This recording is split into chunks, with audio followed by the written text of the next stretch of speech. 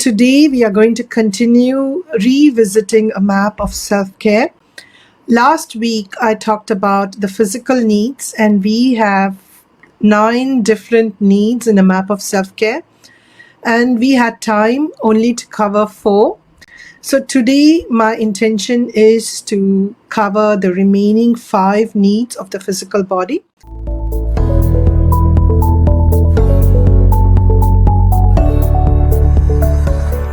As I talked about in the last week, I have covered almost 50 different needs that we can use for self-care, and it is impossible for any person to focus on all 50 at the same time.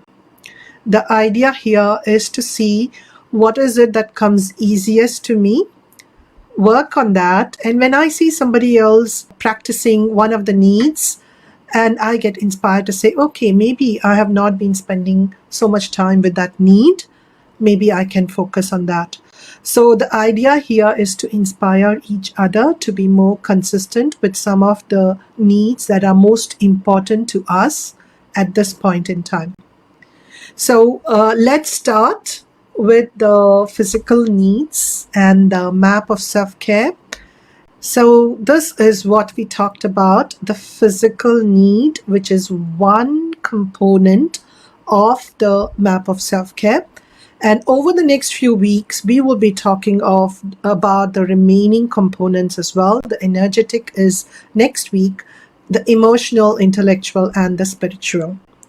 And last week, we talked about 9 different needs, and I could only cover 4. And I will just quickly go through the first 4. We talked about water and why water is so important, 10 different reasons how water supports us, and the microbiome, which is a very important topic, especially right now as we are going through this pandemic.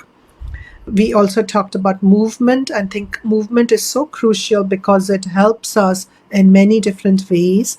And last week, we ended off the discussion with the importance of sunlight and how sunlight contributes to our physical health as well as our emotional and mental, intellectual health as well.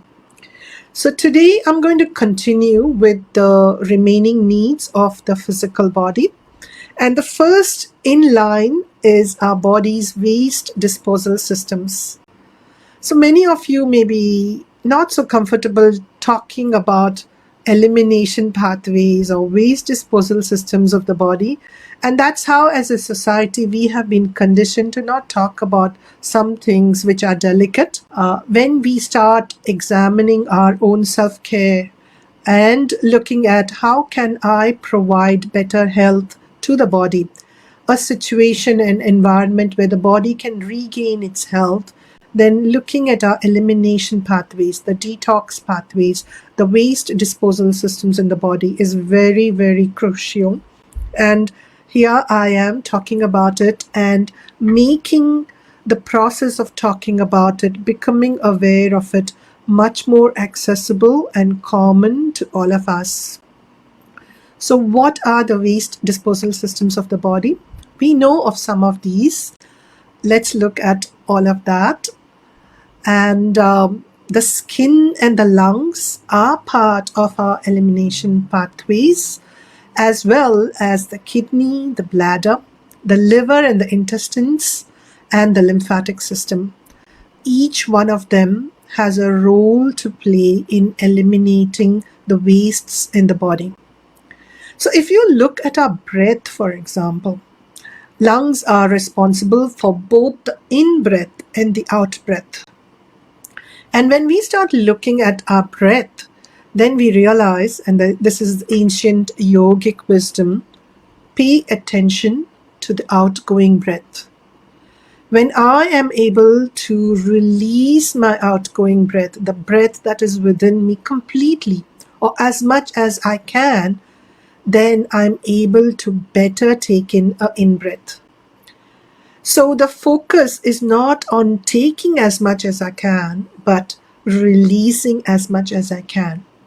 And when I get that right, the next breath becomes easier and more comfortable.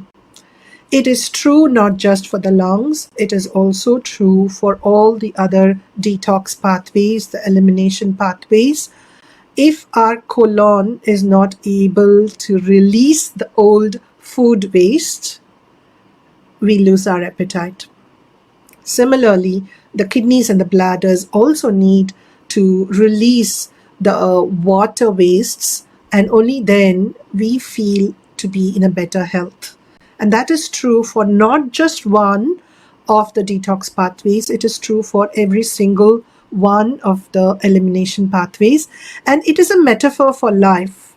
If I am holding on to unprocessed emotions, unprocessed ideas, trauma and we will be talking about trauma later on. If I'm holding on to stuff, hoarding stuff, I cannot bring in new stuff. My husband and I, we live in an apartment and we have an unwritten understanding. If something new has to come into the house, something has to leave the house first. Or as part of the bringing in something new, something has to go. And that makes it easy for us to not accumulate stuff at home. We want our space to be clearer. And it is true in life as well. If I am looking for something new, I'd better release some of the old stuff that I'm holding on to. And that process of release allows me to invite life in. And this is true for the physical body as well. Take care of the skin, and there are many different ways to support the skin. Taking care of the lymphatic system, the intestines and the bladder, each one of them has a role to play.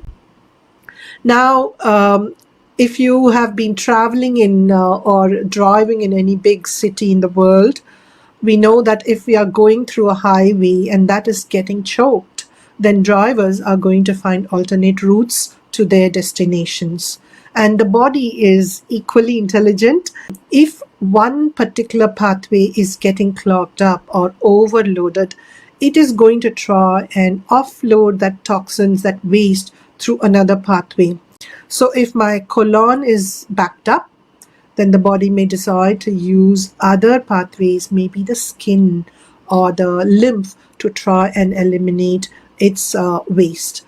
So just because I have a problem when one pathway doesn't mean I have a problem there. It could just be the overall system. The body is struggling to release the waste, and I'm just seeing all these eruptions in my skin. If anybody has skin issues, and I've had periods of time when I used to have patches all around my eyes, entire area. I used to have patches and other parts of the body as well. And I did very minimal work on the skin. I focused on supporting the colon and the bladder to really eliminate the waste, and supporting the liver. And when I started doing that, the skin cleared up. So there is an internal equivalent to clearing our skin. And paying attention to the waste disposal systems means that I know my colon was okay last few days. In these few days, it's been struggling. I need to do something about it. If I am struggling, I'm feeling very tired, then maybe I need to look at my waste disposal systems. Which of these are struggling? Like today, I was feeling tired and I realized I had not taken sufficient water because I was out the whole day. And so just making sure that I have water and that I'm going to the bathroom and evacuating my bladder enough times until the body resets itself and the tiredness goes away.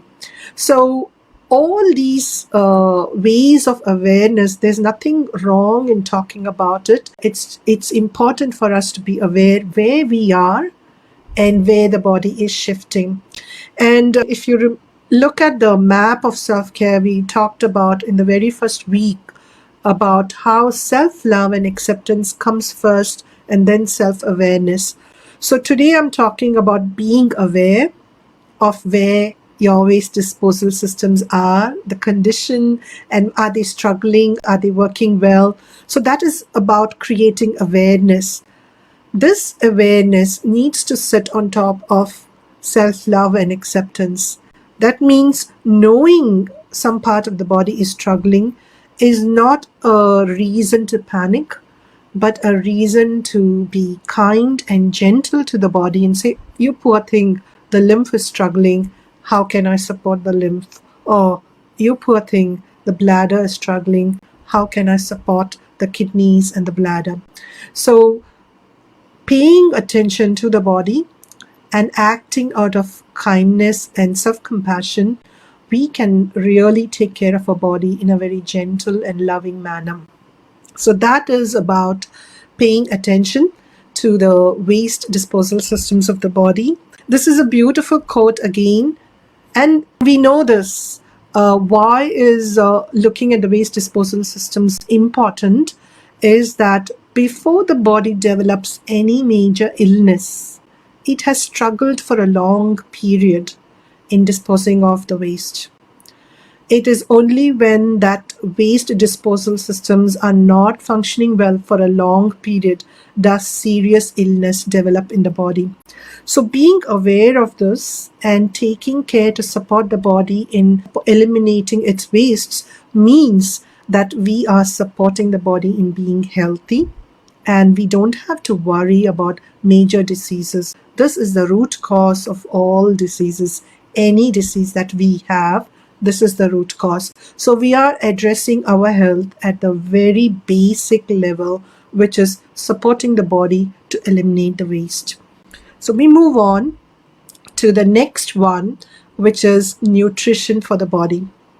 And I started my self-care journey by paying attention to water and to nutrition. And it's only later on I realized that paying attention to the elimination pathways, the detox pathways, are much more crucial than paying attention to the nutrition, because if the detox pathways are not working, no matter how well I eat, the body is not going to extract and integrate the nutrition from that because my waste systems are clogged up. So that is why in the sequence as well, that has come first, followed by nutrition. And again, I started off first with what do I need to eat? And that is important. And each one of us are on this journey of eating well. No matter where we are, what do I eat is only one aspect of nutrition for the body. What we have are 6 principles. And the 6 principles are, what do I eat? And there are, if we Google, there's going to be tons and tons of information, contradictory information. So we have to find what works for us. Once we have done that, finding out what works for us, what do I eat? We have 5 more principles. How much do I eat? How much do I eat? The lesser the better, especially if we have crossed 20, 25, 30, the lesser the better, because the body can then be very, very efficient in extracting nutrition from what we eat and making sense of it in terms of our health. Digestion is a very energy-intensive process. And so the process of eating should not tax the system, the body, much more than the energy we get out of the food. So how much do I eat is also equally important. When do I eat? And today there is tons of information available, thankfully, about intermittent fasting, time-restricted eating, and all of that makes sense, because what that does when we restrict the eating period in our daily life, what happens is that we are providing the body, the digestive system, with a clear window where it can go and start repairing itself. And that is providing health to our body. So it's not just about calories. How much do I eat? What do I eat? It's not just about calories. It is about knowing what is that time when the body eats. And to me, that was very liberating, very, very liberating, because If I'm able to give a clear window to my body where it does its own repair, renewal, spring cleaning, whatever it has to do, and there's a whole science attached to time restricted eating. But to me, the biggest takeaway was that it freed me from having to worry about calories, content, because I know that as long as I'm overall eating well, I don't have to go into nitty gritty details of this many carbs, this many. I don't have to do all that. I'm providing a clear window for the body to sort itself out.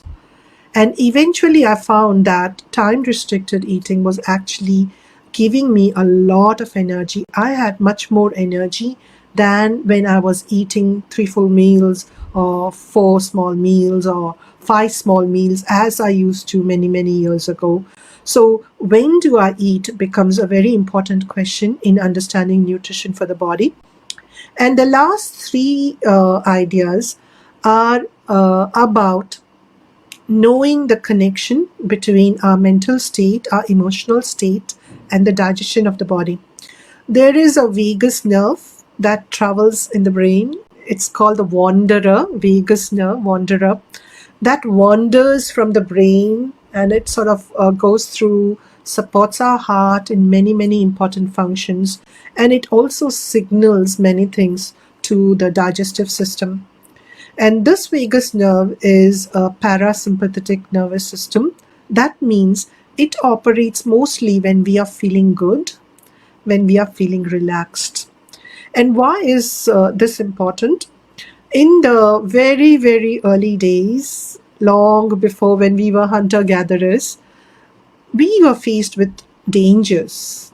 So we would go to hunt for food, and there is a very likely chance that we became food for another animal. So the body decided that really we need to provide this person with some resources in times of danger. And how the body did that is by regulating the nervous system to say that there is danger, and during this danger, I can support this person in 3 different ways. I can support this person in running away from the danger, or in staying and fighting against the enemy, or in freezing, which means they become totally still and remain undetected by the enemy. So these were the 3 different ways the nervous system was operating. And all of this means that when the body is sensing danger, the body feels digestion is not an important thing to do at that point in time. It will divert the blood resources and all other resources that it can from digestive system and from other systems that it feels is not important to the muscles, to the legs, to the hands, so that the person can run away very fast, or the person can stay and fight the enemy. So when the person is relaxed is when digestion takes place. So if we want to support our digestive system, then we need to ensure that we are able to provide that environment of relaxation, rest, a state of being where the body is then able to really make good use of the food that we are providing it. What's the use of doing all that, spending so much time getting organic food, getting rich food, getting nutritious food, deciding on how much I need to eat, and then going through this time restricted eating? What's the use of doing all that if I'm eating in a very anxious state, or if I am emotionally eating, or if I'm eating in a place where there's so much of chaos that I'm not able to rest or relax? When all these 3 things are not there, then the body does not have the right environment to digest the food that I have taken so much effort to provide the body.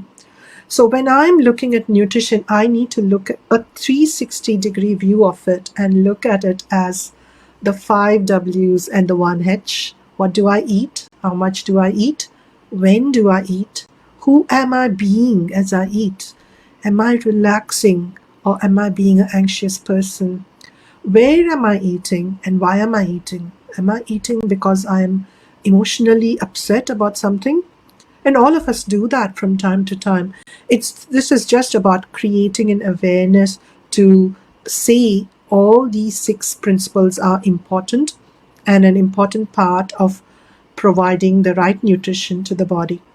And another important point is that nutrition is not just something that I eat. Nutrition is also something that I apply on the skin. So taking care of what is in that skin product that I'm using becomes very important. What is the use of eating healthy and then using so many toxins in the product that I'm using all over the body? Then my body is getting the toxins through another route. So taking care of nutrition that's coming from the skin becomes equally important. So those are the 6 principles of good nutrition. And let's move on to the next need that we have, which is looking at toxins, trauma, and repetitive thoughts. Toxins is something that was never talked about at all many decades ago, a century ago. Our ancestors ate anything and everything, but the system and the society at that point was such that it did not have so many toxins. They lived cleanly. The air was clean, the water was clean, the food was grown in a very clean and organic manner. There was no understanding of organic food and non-organic food. All food was organic. So that incidence of toxins that our ancestors were exposed to was much less. Today, we have toxins everywhere. It's there in the food, it's there in the water, it's there on the skin products that we apply, it's there in the air that we breathe in, it's there in the water that comes down the taps, it's there in all the skin products that we use, in the furniture that is in my home, on the paints that I use, many different things. I am exposed to toxins. So it becomes important for me to understand that I have toxins. No matter who I am, no matter how cleanly I live, I need to periodically support my body in detoxing, removing the toxins that have been accumulating in the body. That becomes an important need for the body. And equally, I decided to club not just toxins, but also trauma and thoughts, because there is a vicious cycle, vicious circle between these. Toxins, in one way, bring about trauma for the body.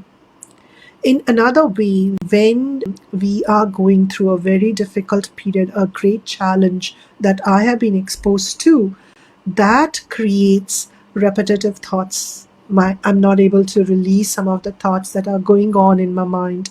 So each of these are linked to each other. And when I release the toxins, somehow my suffering from trauma and my suffering from repetitive thoughts seems to ease a little bit. And I'm not simplifying what people go through in terms of trauma and thoughts. This is very sensitive, and most of us have experienced trauma and repetitive thoughts in one time or the other. So this is not about simplifying it, but just to say that the body is so much in tune with our mind and our emotions that sometimes working on the emotions and working on the thoughts may be not possible, may not be accessible to us, but working to detox our body may be possible, may be easier. And just by doing that, somehow magically, I'm able to help myself in releasing some of the trauma and the repetitive thoughts. And I can tell this firsthand, as when I went through periods of grief after losing close family members. I did undergo a period, a month-long fasting. And that was my way of detoxing, actually. But the very nice side effect of that was that I really felt rejuvenated and renewed, not just at the physical level, but also at the mental and the emotional level as well. It was like I had a better purpose, better understanding of what my purpose is. And I felt hope and wanting to move on from whatever I had experienced. So that is why I have combined the three together to say that just working on the physical body can sometimes have an impact at other levels as well. And Deepak Chopra has said this very, very beautifully. The elimination of toxins awakens the capacity for renewal. And this capacity for renewal, as I just shared, is not just at a physical level, but also at a mental and emotional level as well. So let's move on to the next one. We talked about this. I'm just going to skip this because I've already talked about it. And that's a beautiful quote from Rumi. The wound is the place where the light enters you. So when we sit with that wound for a period of time, somehow we have access to the light, both the light within us and the light that is outside us as well. And we will talk about this later in our emotional needs series as well. So let's move on to the next need of the physical body, which is honoring the rhythms of the body. Our body is not a machine. Even with machines, there is a very clear guideline as to how long the machine is allowed to work, and then when do we have a preventive maintenance, when do we have time where the machine that may be heated up needs to cool down. Very clear guidelines. And as human beings, I think we take better care of our machines, our cars, and our equipment than we take care of ourselves. So this need is a reminder that our body needs to go through the cycles. There is a cycle for work and a cycle for rest. There's a cycle for outward action and a cycle for inner action. And cycling through these rhythms of the body is a way to honor the body, is a way to take care of our physical body. So sleep and rest are one cycle. Knowing when to sleep and take rest is very important, because when we take rest, when we sleep, that is the time our immune system is strengthened. And for a lot of us, when we have been struggling to reduce our weight, sleep is an important part of reducing our weight. That is the time the body makes sense of what it needs to do to support us in all these goals: strengthening our immune system, reducing our weight, improving our memory, improving our focus. Many years ago, I did a lot of time research. I spent a lot of time researching the brain and the memory, and wrote many articles which are there on my website now. And one of that was an eye-opener for me.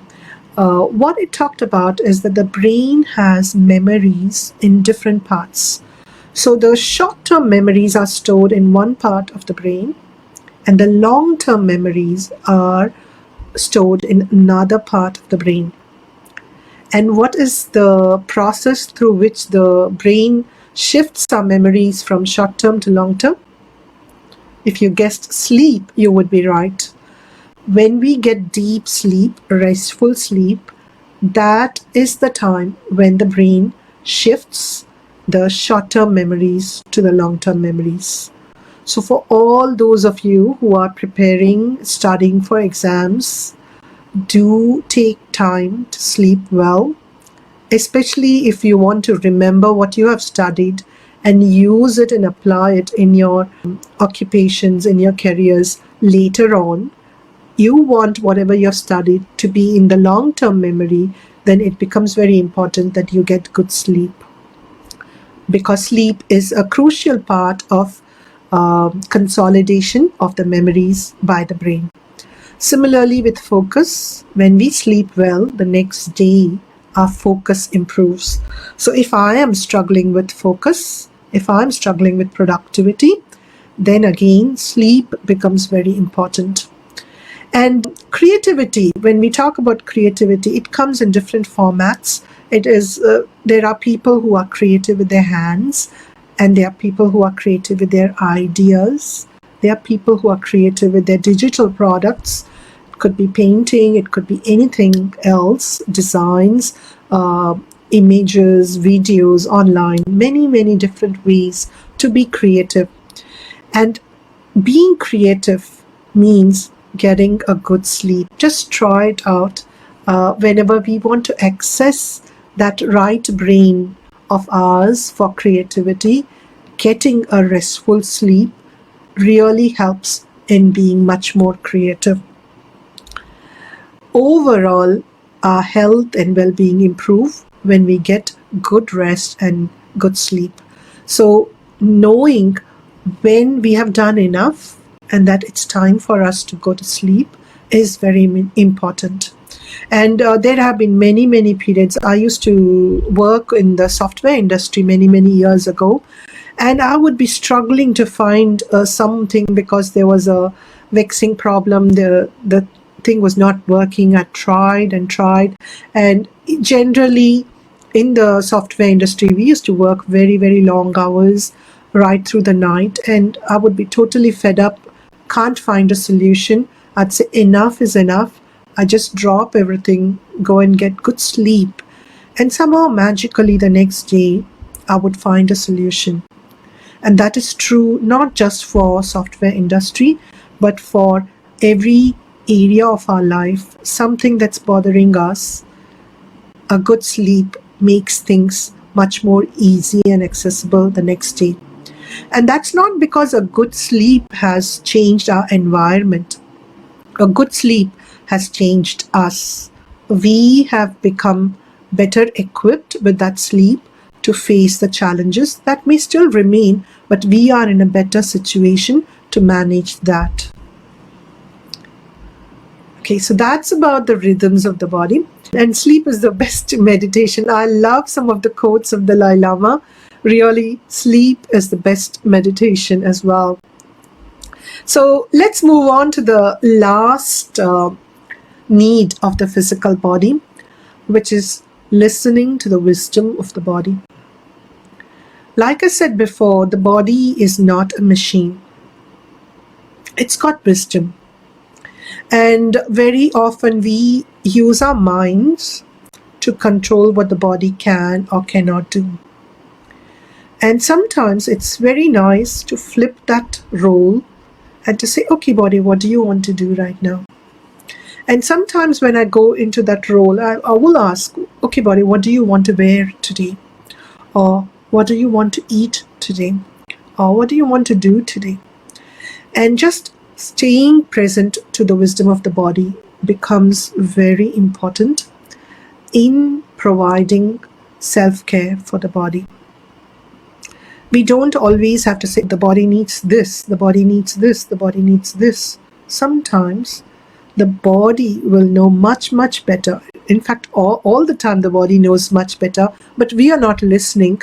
So just tuning into the body and asking, what do you want today? And sometimes the body will say, I want chocolate today. And that's perfectly all right. We don't have to control that process. So listening in and tuning to the wisdom of the body can give us lots of ideas of self-care. And how do we listen to the wisdom of the body is a question that I think most of us would ask. And the simplest way that I know of to listen to the wisdom of the body is to tune out of the mind. That means instead of living in the mind, I just shift my attention from what the mind is doing. And the mind is constantly thinking, constantly with its thoughts. I just need to shift out of that and tune in to the body. And one simple way that I can do that, and I would like to lead you through, if you are listening to this as you're driving, then please don't close your eyes. But if it is possible, I invite you to close your eyes and experience this 2-minute process of tuning in to the wisdom of the body. So I invite you to close your eyes, straighten your back, and focus on your breathing. You don't have to change anything in your breathing, just focus your attention on the breathing. The way the breath moves in and the way the breath moves out. Just observe your breathing. Observe how far the in-breath goes in and you're aware. Up to which point in the body are you aware of the in-breath? And you can extend this awareness by placing a finger under your nostrils and observing the temperature of your breath. Is your in-breath warmer or cooler than the out-breath? Just stay with the breath. If the mind wanders, slowly bring back the attention to the breath.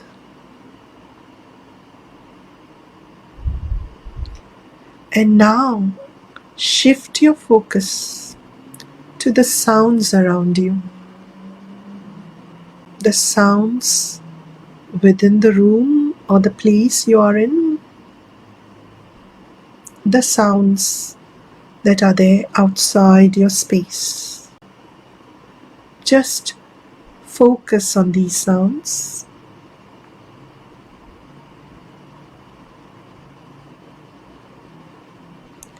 And with your awareness on the sounds, add in the awareness of your breath. You are now integrating the awareness of your breath with the awareness of the sounds. Stay present to these two awareness.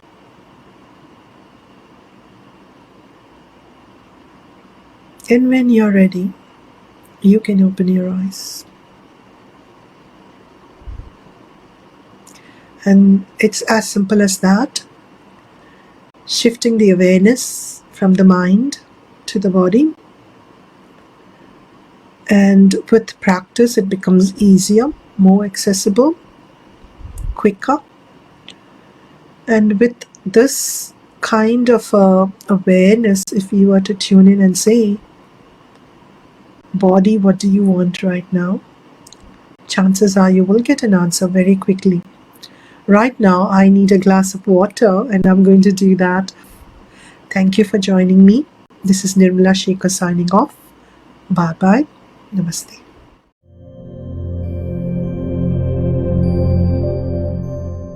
Do subscribe and hit the bell button for more weekly content on self-care. And if you want even more actionable content on self-care, do join me in the Facebook group for weekly lives, discussions, and more tips.